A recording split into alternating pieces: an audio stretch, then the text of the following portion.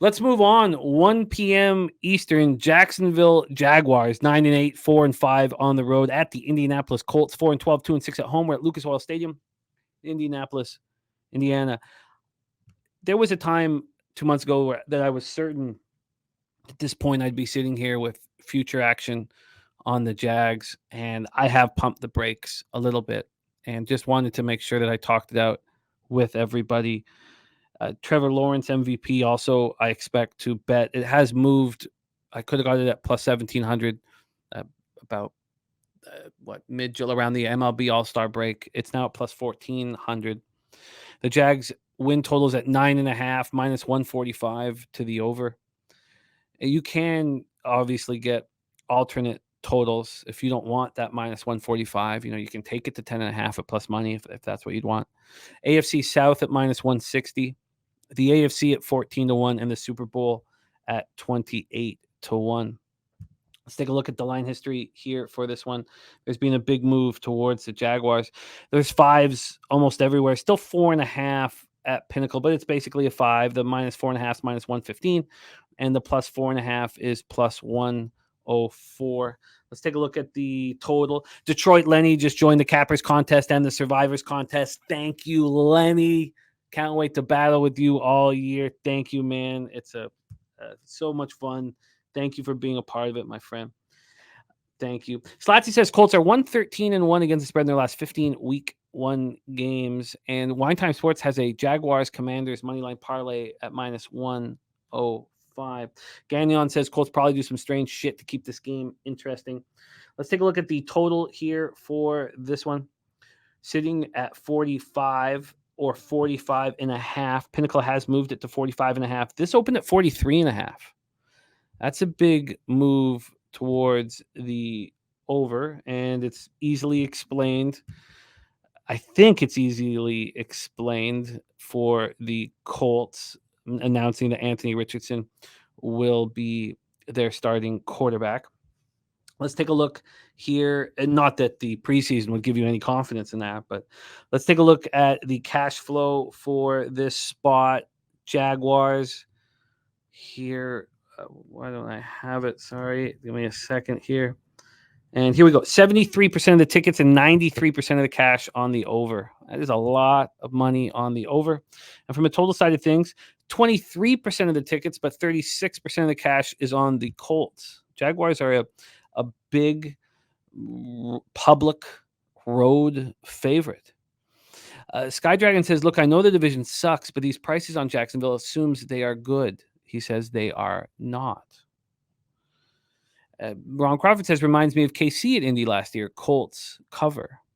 Coin saying Indianapolis plus 4.5 seems appealing. And Harold Williams says, don't overthink it. The Colts are a bad football team. We know that the public gets killed in NFL.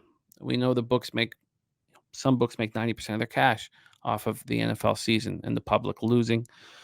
We had the Cappers contest last year, and anybody could be a part of it and vote on it, and there were very public selections, and we got killed.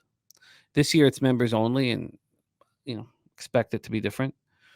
I'm sure 25 years ago I'd be on the Jags here. And now I know enough to pump the brakes and talk it out with everybody. So let's do that. What a difference a head coach makes. Urban Meyer debacle gone and forgotten. Real strides with Doug Peterson. He does magic with quarterbacks, and we saw it this past season. They closed the season winning 6 of 7, carried that momentum into the playoffs. Trevor Lawrence in his rookie year, 12 touchdowns, 17 picks, threw for 3,641 yards. He looked excellent last season. 4,113 yards, 25 touchdowns, 8 interceptions. Now he gets a second year under Peterson's tutelage, and he has weapons. Now, we did not see Calvin Ridley last year. There's wide receivers who are going to be important parts. WR1s who did not play last year. Some haven't played since 2019, or a full season since 2019. And you spoke on how difficult it is to get up to game speed. You talked about Deshaun Watson. I'm very interested to hear what you think about Calvin Ridley, because like Deshaun Watson, Deshaun's going to turn 28 in 9 days. Ridley is 28 years old. They have Christian Kirk. They have Zay Jones, tight end Evan Ingram. They have a nice group. They have Travis Etienne. We've watched him. He can catch out of the backfield. He ran for 1,125 yards. And Mike Caldwell will have to do more with this defense if the Jaguars want to have anything to do with the AFC elite. They were able to get the 4th highest pressure rate on quarterbacks last year, but were the 4th worst team on third down. They struggled defensively in the red zone badly. They have always dangerous Josh Allen at linebacker. They have more pressure. They'll have more pressure on him now because Arden Key's gone. He's a Titan. A 2022 first overall pick, Trayvon Walker, needs to step up this year. He's hearing what everybody's saying about him. He's seeing what Aiden Hutchinson's doing at the 2nd overall pick over in Detroit. 6'5", 272-pounder, 3.5 sacks in 15 regular season games. Talk about the Jaguars. Does it make sense that I took a breath and said, am I being a fan of football or am I being a gambler who's going to go out and make money? And that's when I kind of thought, maybe I'm being a fan here. Talk to me about the Jaguars overall and this week against the Colts. You saying that makes me think about how I am on the Eagles in the game we're going to touch on later, where it's a public road favorite, right?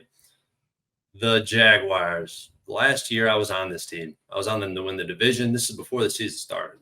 Bet on the Jags to win the division. Bet on them early in the season, and to my dismay, it was a fucking disaster. The Jaguars were not good early on, but luckily I stayed on it and I continued betting them. I wish I doubled down on the futures. I didn't. And I did it because I believed in Lawrence and I believed in the direction the talent this team had.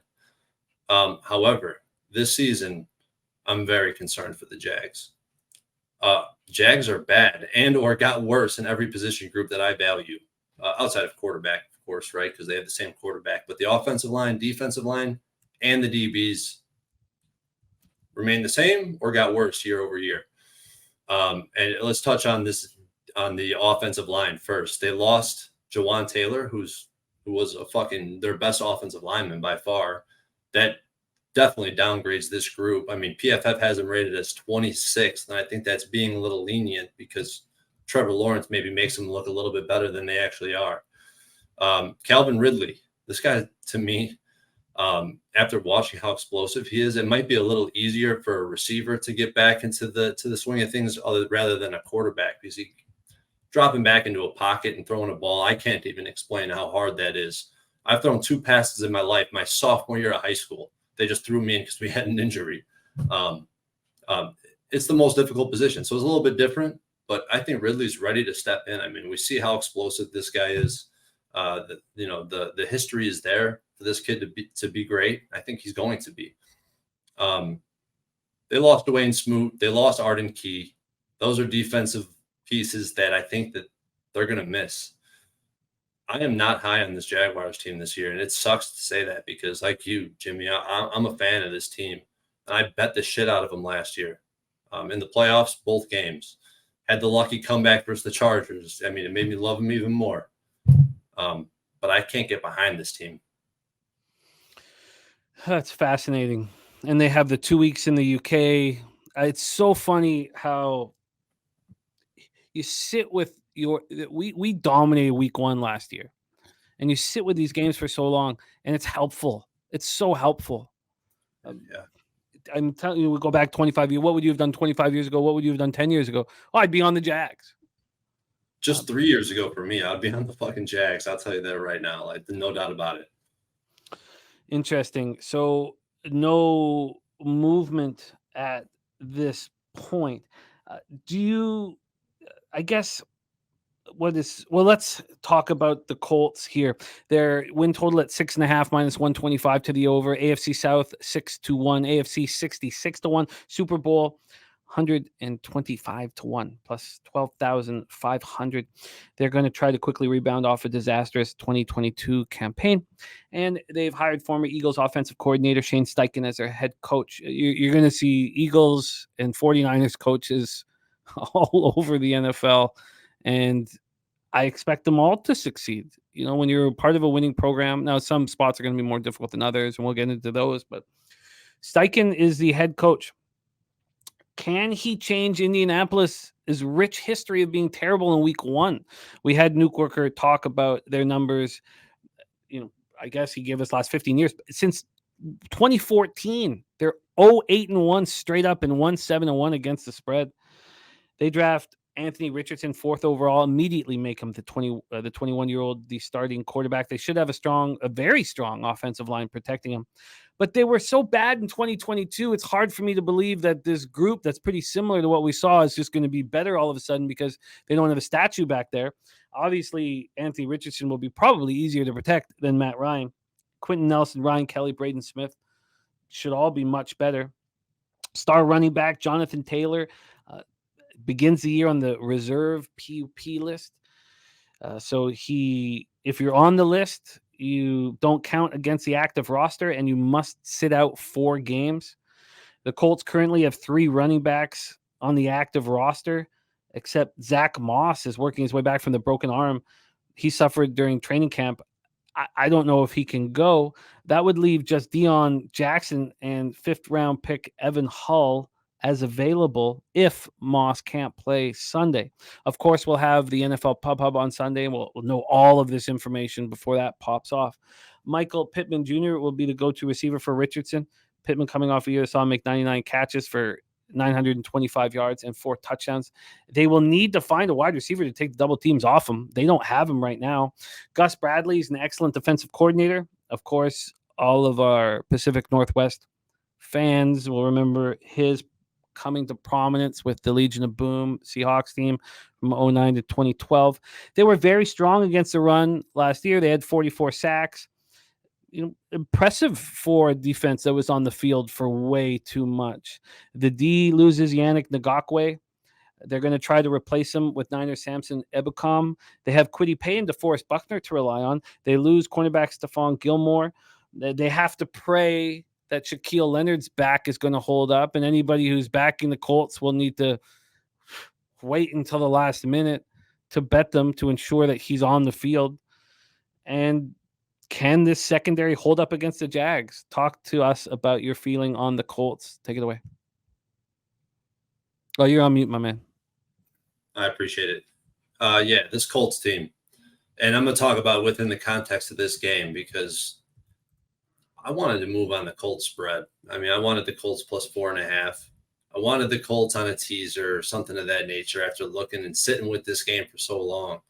I think we really benefit from that, to your point earlier, Jimmy. But at the same time, I'm struggling to find out who this Colts team is going to be this year. What's their identity going to be with everything going on with Taylor and, obviously a rookie quarterback who some of these analysts are really high on this kid Richardson. I mean, he is a different breed. I mean, he's strong, fast, has elite arm strength. He's built like a fucking brick wall. So there may be something there. I don't think it's going to come early in the season, or I would be on the Colts plus 4.5. They have a middle of the pack. I mean, they're 10th. Actually, PFF has them as 10th for an offensive line rating this year. And I think that assumes some favorable regression with Richardson as their quarterback, opposed to a statue, like you said. But the secondary is going to be bad. I mean, the secondary right now per PFF is ranked 31st. I got them as the worst secondary in the league. So, yeah, I'm just struggling to find out the best angle in this game. I really wanted to bet it. My rankings have the Colts as favorites in this game. Wow. So, to be honest, I probably should be betting the Colts. I really wanted to. I wanted to talk it out here first because it's hard, right? But in the NFL, especially with the NFL, sometimes you just got to fucking close your eyes, bet the shit, and just don't watch it, man. Watch another game because it's going to be ugly. But if this line gets to 6.5, I'll probably come swooping in on the Colts. Wow, what a wildly interesting breakdown. What a difference 2 months makes. Jeez, this is so wild. Well, to your point, Jimmy, I mean, they're so public. I mean, you look at you look at all the public action on the Jaguars. It's your typical square, extremely public play in the NFL, and I just don't understand it fundamentally. If you look at the Jags, how bad they are on the offensive line and defensive line, I just can't get it. Fascinating breakdown. If you would have told me that 6 weeks ago, 2 months ago, that I wouldn't be sitting here with a Jags ticket, I'd say that's impossible. But that is the case right now. Let's roll on. Ron Crawford saying Colts are going to take out a lot of survivors. And Nuke Worker saying you need to see rookie quarterbacks before you can bet them. And Nutflush Allen says tread lightly, fading Indy here. Richardson ceiling is high. Gagnon says, don't we not bet on rookie quarterbacks? Hey, Jimmy, can I add something real quick? Yeah, please do. With the offensive line and defensive line, and why I have them the heaviest weighting in my entire model is because every single position is impacted by the offensive and defensive line. I mean, everything is correlated directly to those two positions. There's no independent variables. It's all dependent on those two positions. So when you're telling me that they're, bottom 3 in the league in both those categories, oh man, it's just a shame because I want the Jags. It's going to be so much fun capping them this year. Let's move on.